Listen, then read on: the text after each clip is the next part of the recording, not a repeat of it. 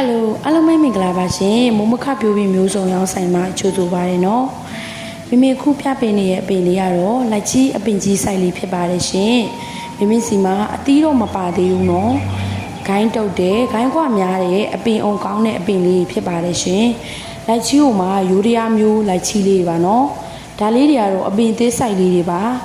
ဒီပင်လေးတွေကတော့အသီးပါတဲ့ပင်လေးတွေတော့ပါပါတယ်ဒါမဲ့များများဆဆတော့မပါပါဘူးရှင်မဆဆပါတဲ့ပင်ကတော့အရင်တစ်ခေါက်ကကုံသွားပါပြီနော်ဒါလေးတွေကတော့အပင်သေးဆိုင်လိုက်ချီ3000တန်လေးပါရှင်ယူရီးယားလိုက်ချီပါနော်အလုံးကြီးမျိုးဖြစ်ပါတယ်လုံးကြီးမျိုးမှာအသားထူပြီးအစီသေးတဲ့မျိုးလေးပါနော်အသီးပါတဲ့ပင်ကတော့9ပင်လောက်ပဲပါတာပါရှင်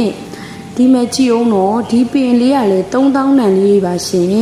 3000တောင်မှာဒါမဲ့ဒီပင်ကတော့မနေ့ကမှအသေးရောက်ထားတာပါနော်တော်တော်ကိုလှပါတယ်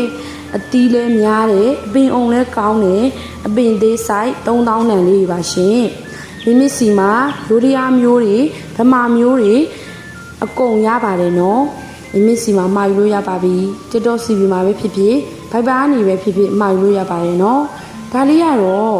ဗီယက်နမ်ထောပတ်မျိုးလေးပါရှင်034လို့လည်းခေါ်ကြပါတယ်နော်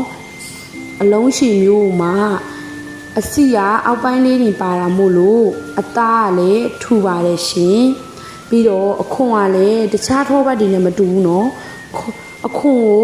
ကိုခွာစားရုံနဲ့ဒီကိုစားလို့ရပါတယ်ရှင်နောက်ပြီးကြတော့သူ့ရဲ့အသားကအရင်စားလို့ကောင်းပါတယ်နော်